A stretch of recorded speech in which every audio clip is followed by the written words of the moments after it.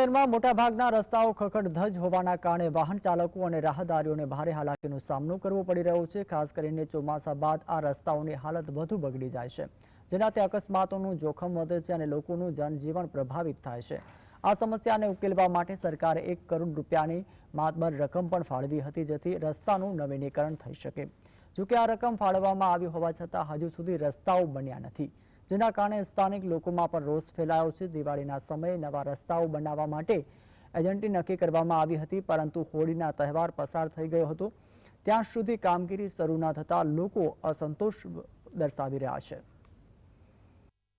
અમારે 2 વર્ષથી તમારે આ રોડનો આ પાઇપલાઇન જે નખાઈ છે એના પછી રિપેરિંગ કામ થયું નથી ને હમણાં એમ જ કહી છે કે આ અઠવાડિયે 10 દિવસે 15 દિવસે તમારા રોડ થઈ જશે। હમણાં છેલ્લે અમને મળ્યા હતા નગરપાલિકાના અંદર, તો એ કે 15 દિવસના અંદર કામ ચાલુ તમારું થઈ જશે, પણ હજી સુધી થતું નથી। ત્યાં છેલ્લા 2-2.5 વર્ષથી પાણીની લાઈન ખોદી ગયા છે।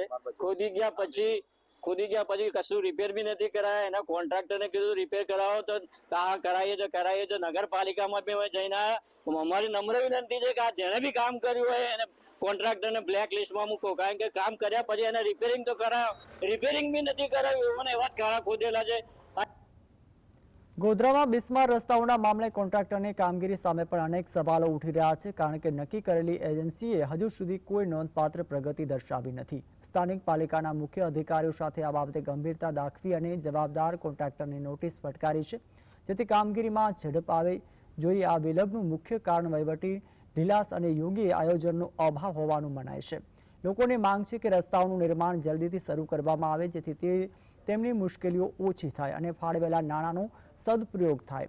આ સ્થિતિ ગોધરાના વિકાસ અને સુશાસન પર પણ પ્રશ્નો ઉઠાવી રહ્યા છે।